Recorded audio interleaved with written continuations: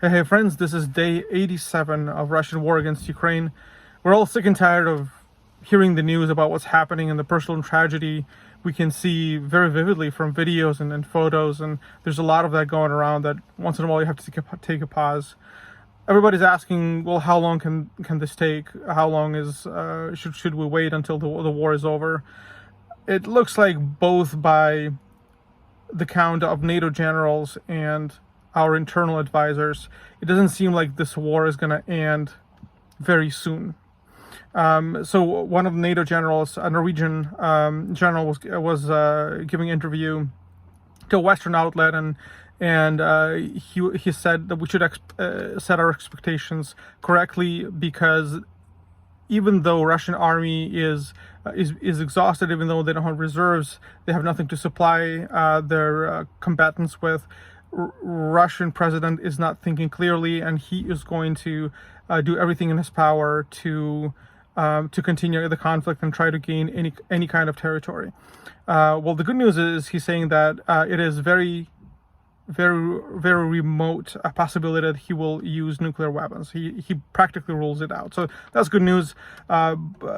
Our statistics are saying that in the last 300 to 400 years, any war that Russia had won, they had won within the first 8 months, which for us would be October, sometime mid-October this year, and then after that they slip into defeat. They start to lose momentum, start to lose their personnel and machinery, and slip into defeat.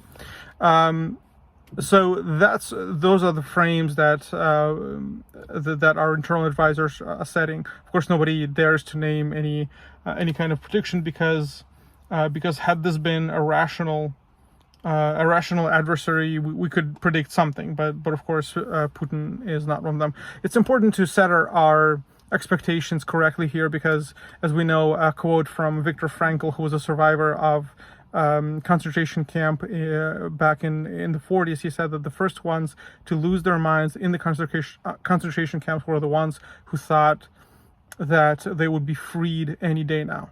So it's important for us not to hope that, oh, it's going to be another week, it's going to be another month, but sort of set in and make our plans for looks like a drawn out conflict. And it's drawn out because Russian armies are exhausted, they cannot move forward, and Ukrainian armies has not received the armament we need to go into a counteroffensive. So right now we're in this tension where it's a race for who can get resupplied first. So in that sense, let's talk about four things that are going on.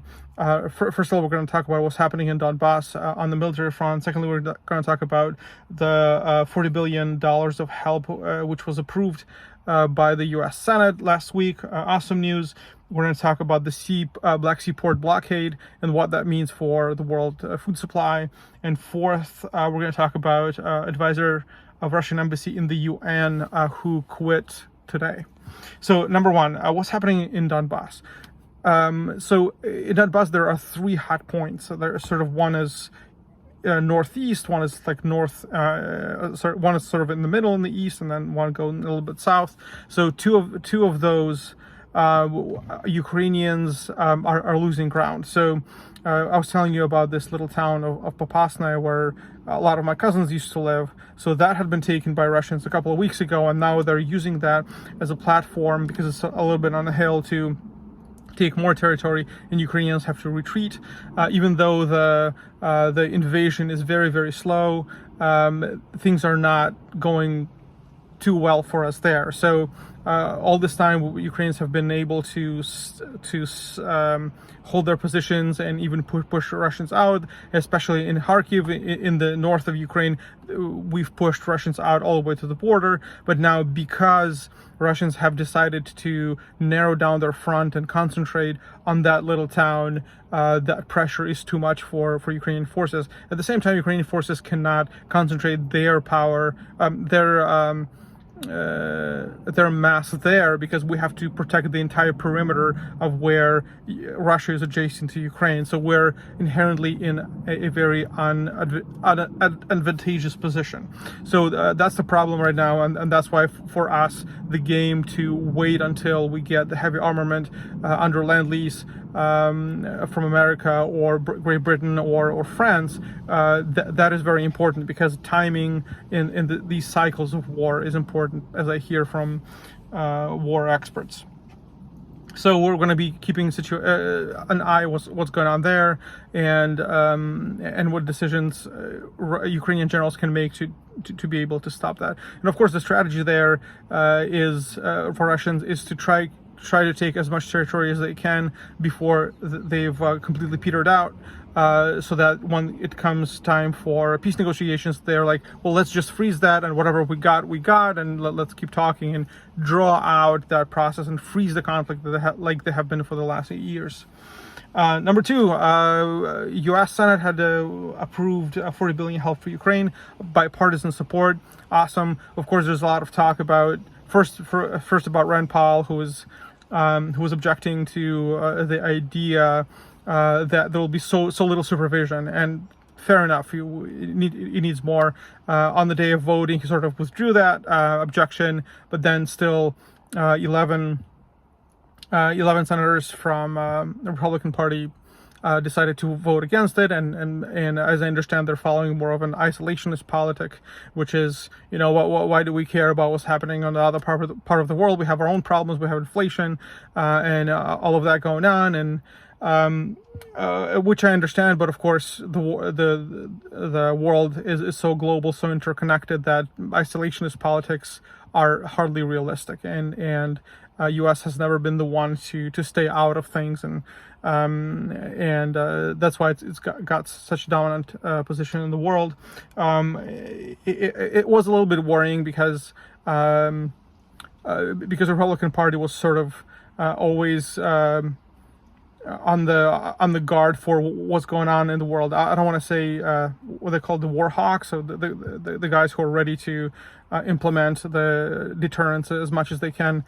So the 11 were a little bit worrying, because is this just the beginning? Is there going to be more? Because we don't know when this war is going to end. We don't know what steps are needed to be taken in the future.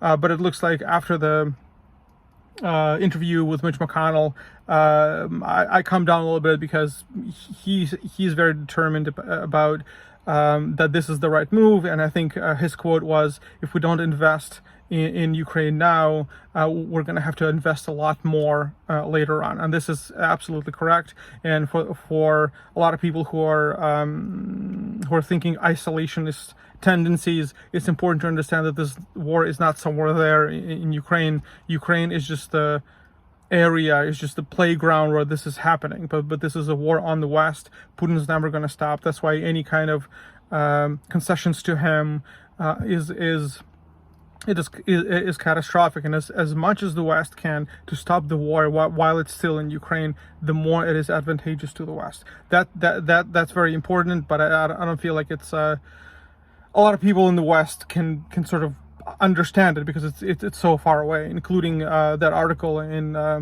by who's the Pulitzer winner who wrote it. The guy doesn't get it. It's like yeah, Ukraine should concede. Ukraine should be more realistic. Dude, you don't understand Russia. This is not how that works. If you give a little bit to Russia, if you in Ukraine we have a saying, like, you give him a finger, he'll bite off your entire hand. That's how it works. As soon as he sees a little bit of concession, a little bit of a weakness, he's going to take a lot more. All right, Number three, there is a growing concern right now, because the Black Sea ports are blocked by Russian Black Sea fleet, and the problem, of course, is that Ukraine supplies the grain, like wheat, corn, something else, to a large portion of African countries and also Arab countries. So the concern right now is that, because those ports are blocked, how do you get that produce over to African continent and Arabs?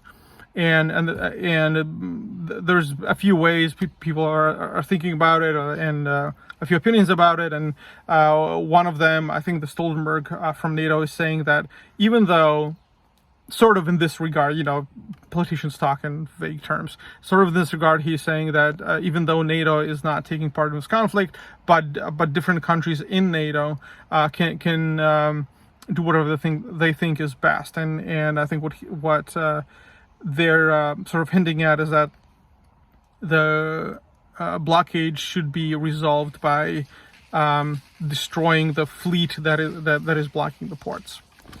Okay, so and of course there is the consolationist position where it says, well, what if we take some of the sanctions from Russia off, and maybe then we'll unblock. Very bad idea, I'll tell you right away, because taking sanctions off for stopping aggression is a bad idea, because it breeds more and more aggression. So they have been, it's worrying because there can be hunger strikes in African countries and in Arab countries because of this. Some of these countries depend on Ukrainian wheat for most of their food. So if that happens, it's going to be bad for the world economy. So it's a hot debate what to do about that. And I think the working solution right now is to try and make a deal with Belarus to open up their roads so that the wheat can be trucked out of Ukraine through Belarus to Baltic ports, I think Estonia, and then from Estonia it can be shipped over to African countries. So in order to prevent hunger in Africa, we got to do something about deblocking seaports in Ukraine. Bono, it's your cue. All right. Finally, Russian advisor to Russian embassy in the UN, or Russian representation in the UN, had quit in a very spectacular fashion. He talked to Associated Press, and he said that because of the Russian aggression in Ukraine, because he was so ashamed of what his country is doing on the world stage, and particularly in Ukraine, he's quitting. He's embarrassed by his foreign minister, Sergei Lavrov. He said that Lavrov had degraded, had been declining in his professional ability from a professional diplomat into an agent of propaganda, and his name is Boris Bondarev, this guy who quit. And he says, because I value the profession, I value my integrity, I have to quit. And so he made this huge statement, and at the end he added, I'm open to new offers. So I don't know what to make of it. Could be just one odd man out. He could have kept his comfy job, living UN, what is it, New York? But he chose integrity, and maybe this is first of many. Maybe this is just one fluke. So we will see. So my friends, I thank you for commenting and sharing my videos. I hope these are helpful. What's happening back there? And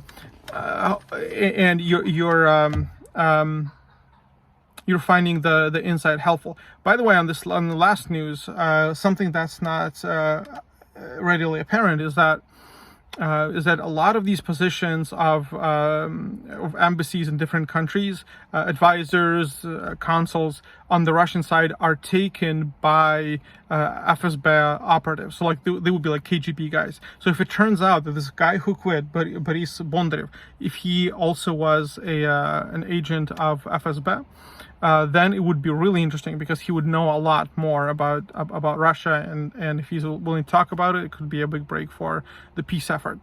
All right, friends, this has been day 87, and I'll see you in a few days. Bye.